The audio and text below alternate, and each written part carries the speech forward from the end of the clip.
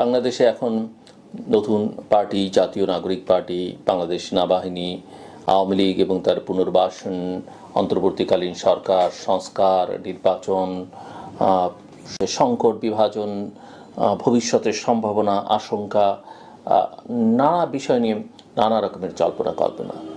বাংলাদেশ আসলেই একটা ঐতিহাসিক এবং রাজনৈতিক সন্ধিক্ষণে দাঁড়িয়ে আছে। একদিকে আছে অন্তর্বর্তীকালীন সরকার, অন্যদিকে রয়েছে বহুল আলোচিত ও বিতর্কিত গণ অভ্যুত্থানের পরবর্তী বাস্তবতা। এই বাস্তবতায় সবচেয়ে আলোচিত এবং বিতর্কিত হয়ে উঠেছে জাতীয় নাগরিক পার্টি এনসিপির ভেতরে সেনাবাহিনী ও ক্ষমতাচ্যুত আওয়ামী লীগ নিয়ে তৈরি হওয়া দ্বন্দ্ব এবং এ নিয়ে নেতাদের পরস্পর বিরোধী বক্তব্য। সবচেয়ে বড় বিতর্কটা হাসনাত আবদুল্লাহর একটি পোস্ট এবং এর তাৎক্ষণিক প্রতিক্রিয়া নিয়ে 2025 সালের 21শে মার্চ রাতে এনসিপির দক্ষিণাঞ্চলের মুখ্য সংগঠক হাসনাত আবদুল্লাহ একটি বিস্ময়কর ফেসবুক পোস্ট দেন। তিনি অভিযোগ করেন, সেনানিবাস থেকে একটি পরিকল্পনা করা হচ্ছে যাতে আওয়ামী লীগের রাজনীতিতে পুনর্বাসনের ব্যবস্থা নেওয়া হয়। এই স্ট্যাটাস মুহূর্তেই ভাইরাল হয়ে পড়ে।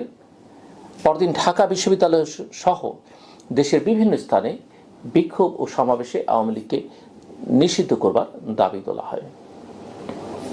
একই সাথে সমালোচিত হন সেনাবাহিনী প্রধান জেনারেল ওয়াকারুজ্জামান এবং ওই হাসনাতের যারা সমর্থক তারাই আসলে তাকে সমালোচনাটা করে বা অতি উৎসাহী ব্যক্তিবর্গ তার সমালোচনায় সরব হয়ে ওঠেন।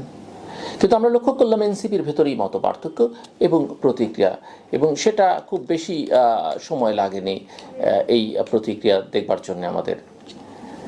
হাসনাত আবদুল্লাহর পোস্টকে ঘিরে এনসিপির ভেতরেই চরম একটা অস্থিরতা। উত্তরাঞ্চলের মুখ্য সংগঠক সাজিদ আলম পরদিন ফেসবুকে পাল্টা পোস্ট দিয়ে বলেন, সেনাপ্রধান কোনো প্রস্তাব দেননি, বরং শুধুই অভিমত দিয়েছেন। এই বক্তব্যে বিভ্রান্তি তৈরি হয় এবং এনসিপির অন্যান্য নেতারা নিজেদের হতাশা এবং ক্ষোভ প্রকাশ করতে থাকেন। দলের নিজস্ব ফোরামের নেতারা বলেন, এই ধরনের পোস্ট দলকে বিতর্কিত করছে এবং এনসিপি হয়তো টিকটকারদের দল হয়ে উঠছে। ব্যক্তিগত জনপ্রিয়তা অর্জনের জন্য এমন বক্তব্য এবং স্ট্যাটাস দেওয়া হচ্ছে, এমন অভিযোগও কিন্তু দলটির ভেতর থেকে উঠে আসে। সেনাবাহিনীর প্রতিক্রিয়া আমরা দেখেছি, অভ্যন্তরীণ তাদের অবস্থান সেটাও একটু আলোচনার দাবি রাখে। বাংলাদেশ সেনাবাহিনীর প্রথমে আনুষ্ঠানিকভাবে কিছু না বললেও পরে তারা সপক্ষে বক্তব্য দেয়। নেত্র নিউজ সহ বিভিন্ন মাধ্যমে জানানো হয়, হাসনাতের বক্তব্য অপরিপক্ক ও হাস্যকর। বলা হয়, ছাত্রছাত্রীদেরকেও ডেকে পাঠাননি, বরং তারাই অ্যাপয়েন্টমেন্ট নিয়ে এসেছেন। সেনাপ্রধান কাউকে কোনো চাপ দেননি। এছাড়া সেনাবাহিনীর শীর্ষ মহলে একটি গুরুত্বপূর্ণ বৈঠকে জেনারেল ওয়াকারের নেতৃত্বে আলোচনায় অংশ নেন 3 বাহিনীর প্রধান। সামরিক শৃঙ্খলা ও ভাবমূর্তি রক্ষার জন্য কঠোর অবস্থান গ্রহণের আহ্বান জানানো হয় সেখানে। অন্তর্বর্তী সরকারের অবস্থান এবং অধ্যাপক ইউনূসের কি বক্তব্য? এই ঘটনার প্রেক্ষিতে অন্তর্বর্তী সরকারের প্রধান উপদেষ্টা অধ্যাপক ডক্টর মোহাম্মদ ইউনূস আন্তর্জাতিক ক্রাইসিস গ্রুপের সঙ্গে বৈঠকে স্পষ্ট করে বলেন, আওয়ামী লীগকে নিষিদ্ধ করবার কোনো পরিকল্পনা তার সরকারের নেই। এই বক্তব্য অনেক নেতাকেই আশাহত করে এবং সেই রাতে হাসনাত আবদুল্লাহ তার পোস্টে লেখেন, রিফাইন্ড আওয়ামী লীগ নামে ভারতের পৃষ্ঠপোষকতায় একটি পরিকল্পনা বাস্তবায়নের চেষ্টা চলছে। এরকম পরিস্থিতিতে নতুন এই রাজনৈতিক দল এনসিপির ভবিষ্যৎ কি এবং তার রাজনৈতিক চরিত্রই কি, সেটারও কিন্তু জনমনে নানা রকমের প্রশ্ন আছে। বিশেষজ্ঞদের মতে এনসিপির এই দ্বন্দ্ব তাদের রাজনৈতিক ভবিষ্যৎ নিয়ে প্রশ্ন তুলেছে। একটি নবীন দলের ভেতরে এমন আত্মঘাতী বিভাজন তার ভাবমূর্তি এবং রাজনৈতিক গ্রহণযোগ্যতাকে সংকটে ফেলছে। নেতারা নিজেরাই বলছেন, এভাবে চলতে থাকলে এনসিপির রাজনীতি কবর হবে ফেসবুকেই। সাজিদ আলম এক পর্যায়ে বলেন, সেনাপ্রধান চাপ দেননি, কিন্তু অতি আত্মবিশ্বাসের সঙ্গে অভিমত দিয়েছেন। এই স্বীকারোক্তি যেন এক ধরনের রাজনৈতিক ড্যামেজ কন্ট্রোল, কিন্তু তাতে পরিস্থিতি সামাল দেওয়া যায়নি। সেনাবাহিনীর ভূমিকা এবং রাজনৈতিক ভারসাম্য এটি অনেকদিন ধরে আলোচনা আছে। বাংলাদেশের রাজনীতির এটি আসলে অনেক পুরনো। 2024 সালের জুলাইয়ের গণ অভ্যুত্থানে সেনাবাহিনীর কার্যকর ভূমিকার কথা অনেকেই স্মরণ করেন। গৃহযুদ্ধের দ্বার প্রান্ত থেকে দেশকে ফিরিয়ে আনে সেনাবাহিনী। জেনারেল ওয়াকারের এই সাহসিক সিদ্ধান্তের কারণে তাকে ছাত্র জনতার রক্ষক হিসেবে দেখেন অনেকে। এই অবস্থান থেকেই বর্তমানে সেনাবাহিনীর উপর নতুন করে আস্থা তৈরি হয়েছে। কিন্তু একই সাথে এখন কেউ কেউ সেনাবাহিনীর পক্ষপাতিত্ব নিয়ে প্রশ্ন তুলছে, বিশেষ করে যারা আওয়ামী লীগের রাজনীতি থেকে নির্বাসনে পাঠাতে চায়।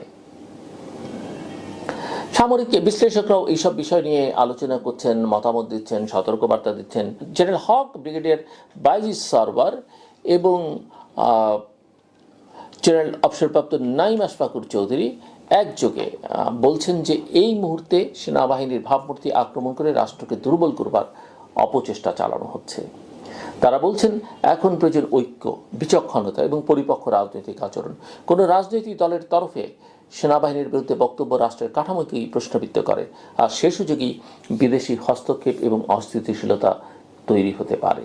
বাংলাদেশ একটা অস্বাভাবিক সময়ের মধ্য দিয়ে যাচ্ছে। একটা নবীন রাজনৈতিক দল, সেনাবাহিনীর নেতৃত্ব এবং একটি প্রতীক্ষিত নির্বাচন সব মিলিয়ে জটিল রাজনৈতিক একটা নতুন বাস্তবতা তৈরি হয়েছে। জাতীয় নাগরিক পার্টির অভ্যন্তরীণ দ্বন্দ্ব, সেনাবাহিনীর উপর আস্থাহীনতা কিংবা ব্যক্তিগত জনপ্রিয়তা অর্জনের প্রতিযোগিতা সবই রাষ্ট্রের ভবিষ্যতের জন্য নেতিবাচক সংকেত বহন করে। এখন প্রয়োজন রাজনৈতিক পরিপক্কতা, শৃঙ্খলা এবং নেতৃত্বের দূরদর্শিতা। এই মুহূর্তে প্রশ্ন একটাই, বাংলাদেশ কি তার সম্ভাবনাময় নতুন যাত্রাপথে অগ্রসর হবে, নাকি নেতৃত্বের অবিবেচনা ও অপরিপক্কতা তাকে আবারও অন্ধকারের দিকে ঠেলে দেবে? এই প্রশ্নের উত্তর খোঁজা অত্যন্ত জরুরি।